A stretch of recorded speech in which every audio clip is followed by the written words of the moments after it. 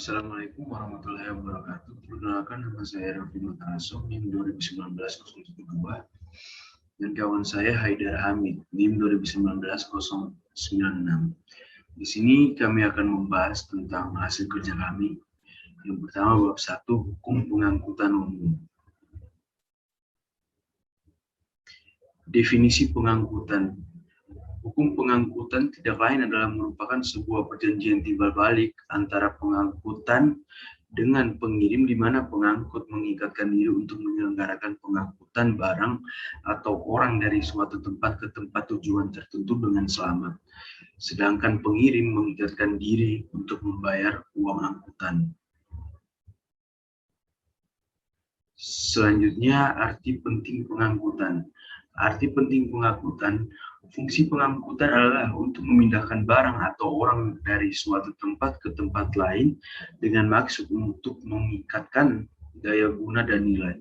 Sedangkan tujuan dari pengangkutan yaitu untuk meningkatkan daya guna dan nilai. Ini berarti bahwa bila daya guna dan nilai di tempat yang baru itu tidak naik, maka lebih baik tidak perlu diadakan, sebab ini merupakan perbuatan yang merugi bagi si pedagang. Selanjutnya di sini adalah macam dan dasar hukum pengangkutan. Yang pertama, pengangkutan darat. Diatur dalam yang pertama KUHD buku 1 bab 5 bagian 2 dan 3 mulai pasal 90 sampai 98 yang mengatur tentang pengangkutan darat sekaligus pengangkutan perairan darat, tetapi khusus pengangkutan barang, sedang pengangkutan orang tidak diatur. Yang kedua, peraturan-peraturan khusus lainnya adalah yang pertama, Undang-Undang Nomor 13 Tahun 1992 tentang Perkeretaapian menggantikan SDB Nomor 262 Tahun 1927 pengangkutan kereta api. Yang kedua, Undang-Undang Nomor 14 Tahun 1992 tentang lalu lintas angkutan jalan menggantikan Undang-Undang Nomor 13 Tahun 1965 LN 1965-25 tentang lalu lintas dan angkutan jalan raya. Peraturan-peraturan tentang pos dan telekomunikasi. Yang selanjutnya, pengangkutan perairan darat diatur dalam KUHD buku 5 bagian 2 dan mulai pasal 90 sampai 98. Peraturan-peraturan khusus yaitu Undang-Undang Nomor 21 Tahun 1992 tentang pelayaran, karena pada undang-undang ini juga mengatur pada UU ini juga mengatur mengenai angkutan sungai, danau, dan antar pulau atau ASDP. Selanjutnya, pengangkutan di laut diatur dalam pertama KUHD buku 2 bab 5 tentang perjanjian senter kapal. Yang selanjutnya KUHD buku 2 bab 5 sampai A tentang pengangkutan barang-barang. Yang selanjutnya KUHD buku 2 bab 5 B tentang pengangkutan orang. Selanjutnya serta peraturan khusus lainnya yakni PP Nomor 2 Tahun 1969 LN 1969 sampai 2 tentang penyelenggara dan pengusaha angkutan laut. Selanjutnya Undang-Undang UU Nomor 21 Tahun 1992 tentang pelayaran yang menggantikan semua perundang-undangan Hindia Belanda yang berhubungan dengan pelayaran. Lihat ketentuan pasal 13.131 Undang-Undang Pelayaran. Yang keempat, pengangkutan udara diatur dalam A. S.1939-100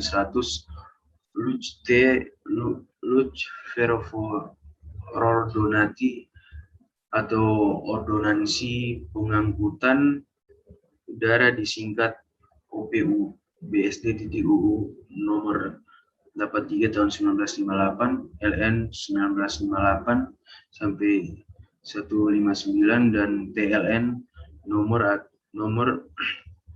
1687 tentang penerbangan tetap berlaku sepanjang tidak bertentangan dengan Undang-Undang Nomor 15 Tahun 1992.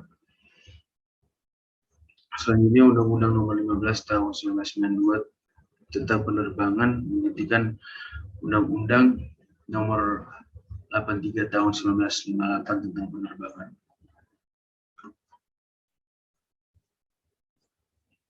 Selanjutnya, asas yang bersifat publik. Asas-asas hukum pengangkutan. Yang pertama, asas yang bersifat publik. Ada beberapa macam asas yang bersifat publik sebagaimana diatur pada setiap pasal 2 dan penjelasan dalam Undang-Undang Pengangkutan tahun 1992, yakni pasal 2 Undang-Undang Perkeretaapian, pasal 2 Undang-Undang Lalu Lintas Angkutan Jalan, pasal 2 Undang-Undang Lalu Lintas Jalan, pasal 2 Undang-Undang Pelayaran, dan pasal 2 Undang-Undang Penerbangan, yakni asas manfaat, asas usaha bersama dan kekeluargaan, asas adil dan merata, asas keseimbangan, asas kepentingan umum, asas keterpaduan, asas kesadaran hukum, asas percaya pada diri sendiri, asas keselamatan penumpang. Yang selanjutnya, asas-asas hukum pengangkutan. Asas yang bersifat perdata. Asas yang bersifat perdata sebagaimana disebutkan pada pasal 43 UU Angkutan Jalan Raya, pasal 25 Undang-Undang Perkeretaapian, pasal 85 Undang-Undang Pelayaran, dan pasal 41 UU Penerbangan, bahwa pengangkutan diadakan dengan perjanjian antara pihak-pihak. Dalam hal ini, tiket atau karcis penumpang serta dokumen angkutan lainnya merupakan tanda bukti bahwa telah terjadi adanya perjanjian pengangkutan antara pihak-pihak. Berdasarkan ketentuan tersebut, maka dapat dikatakan bahwa asas-asas yang bersifat perdata yaitu konsensual, koordinatif, campuran, retensi, pembukuan dengan dokumen. Ya, selanjutnya akan dilanjutkan oleh teman saya menjelaskan tentang bab 2. Pengertian perjanjian pengangkutan seperti telah disebutkan pada bab terdahulu bahwa hukum pengangkutan dapat diartikan sebagai keseluruhan norma dan asas hukum yang mengatur hubungan dan akibat hukum dari pengangkutan. Yang dimaksud dengan pengangkutan di sini ialah pemindahan barang atau penumpang dari tempat pemberangkatan sampai ke tujuan dengan menggunakan alat angkutan tertentu. Lanjut. Sifat-sifat perjanjian pengangkutan. Apabila dirinci lebih lanjut, maka perjanjian pengangkutan memiliki sifat-sifat sebagai berikut. Perjanjian timbal balik. Suatu perjanjian dinyatakan sebagai perjanjian global apabila di dalam perjanjian tersebut menimbulkan kewajiban pokok kepada kedua belah pihak di dalam perjanjian pengangkutan, baik pengangkut maupun pengirim, dan atau penumpang mempunyai kewajiban pokok yang harus dilaksanakan. Lanjut. Syarat-syarat dan terjadinya perjanjian pengangkutan. 1. Beberapa pasal dari KUHD dapat ditafsirkan bahwa perjanjian pahlawan baru dapat dikatakan sah apabila telah dibuat surat-surat angkutan hari ini, antara lain dirumuskan pada pasal 90 KUHP. Kedua, bersifat konsensual tetapi tertulis.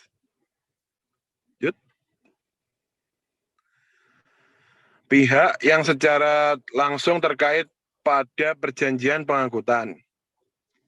Carrier Foreman.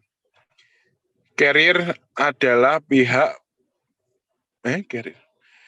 Kurir adalah pihak pengangkut yang membuat perjanjian dengan pengirim atau penumpang. Dengan kata lain, carrier selalu menjadi pihak dalam perjanjian, tapi tidak harus mengangkut sendiri objek perjanjian dan pengangkatan.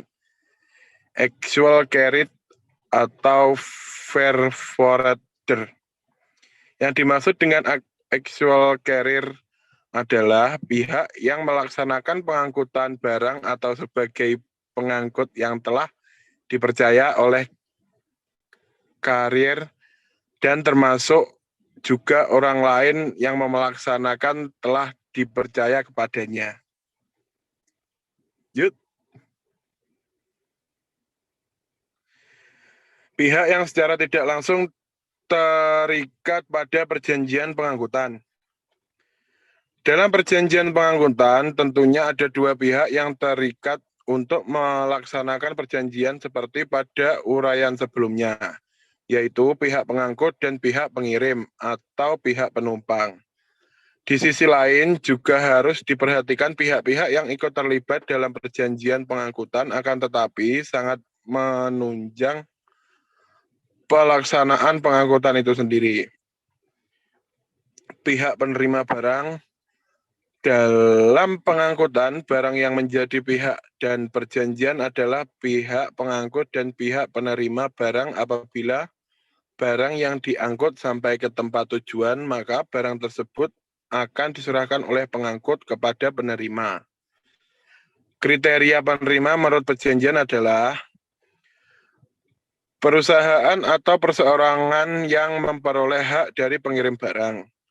Dibuktikan dengan dokumen angkutan, membayar atau tanpa membayar ongkos angkutan. Yud. Tugas per VM-an berdasarkan ketentuan pasal 1 PP nomor 2 tahun 1969, maka tugas per VM-an dapat dirinci sebagai berikut. Pengurus dokumen-dokumen, pengepakan kembali penandaan barang-barang, penerima dan penyimpanan barang-barang, sortasi barang-barang, dan lain-lain pekerjaan tentunya yang lazim ada dalam tata niaga barang yang dilakukan oleh usaha per VM-an. Kewajiban dan hak para pihak dalam perjanjian pengangkutan. Di dalam perjanjian pengangkutan yang bersifat timbal balik, maka kewajiban dari pihak yang satu akan merupakan hak atau tuntutan bagi pihak lain. Oleh karena itu, sebagai perjanjian timbal balik, maka dalam perjanjian pengangkutan ini bahwa kewajiban pihak pengangkutan menjadi hak pihak pengirim atau penumpang dan sebaliknya. Kewajiban dan hak-hak pengirim atau penumpang. Kewajiban pengirim atau penumpang. Pengirim atau penumpang wajib membayar ongkos angkutan. Pengirim atau penumpang wajib menaati peraturan yang berlaku untuk mengangkut barang maupun orang. Hak pengirim atau penumpang. Pengirim atau penumpang berhak mendapatkan perlindungan atas penyelenggaraan pengangkutan barang ataupun penumpang. Pengirim atau penumpang berhak atas alat angkut yang layak angkut di dalam pengangkutan barang. Pengirim dan penumpang berhak mendapatkan perlindungan dan keselamatan barang atas dirinya selama dalam pengangkutan. Fungsi surat angkut dan karcis dalam perjanjian pengangkutan. Di dalam angkutan darat melalui jalan raya maupun kereta api digunakan istilah surat angkutan adalah surat muatan atau surat brief. Pada angkutan lewat laut menggunakan istilah surat muatan atau surat muatan maupun consignment atau bill of landing untuk surat angkut, sedangkan pada pengangkutan udara istilah lain dari surat angkutan adalah surat kargo udara airway bill atau surat tanda pengiriman. Fungsi karcis. Mengenai fungsi karcis atau tiket, penumpang atau tiket bagasi dalam Undang-Undang Pengangkutan tahun 1992, baik untuk pengangkutan darat, laut, maupun perairan dan udara, pada prinsipnya adalah sebagai bukti bahwa telah terjadi perjanjian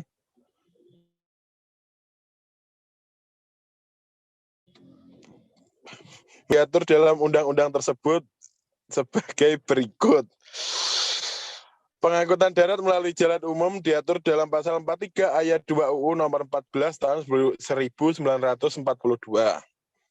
Pengangkutan di darat dengan menggunakan rel kereta api diatur dalam pasal 25 ayat 2 UU nomor 13 tahun 1992. Pengangkutan di laut, perairan diatur dalam pasal 86 ayat 2 Undang-Undang nomor 21 tahun 1992. Pengangkutan perairan untuk mengatur udara diatur dalam pasal 41 ayat 2 Undang-Undang nomor 15 tahun 1962.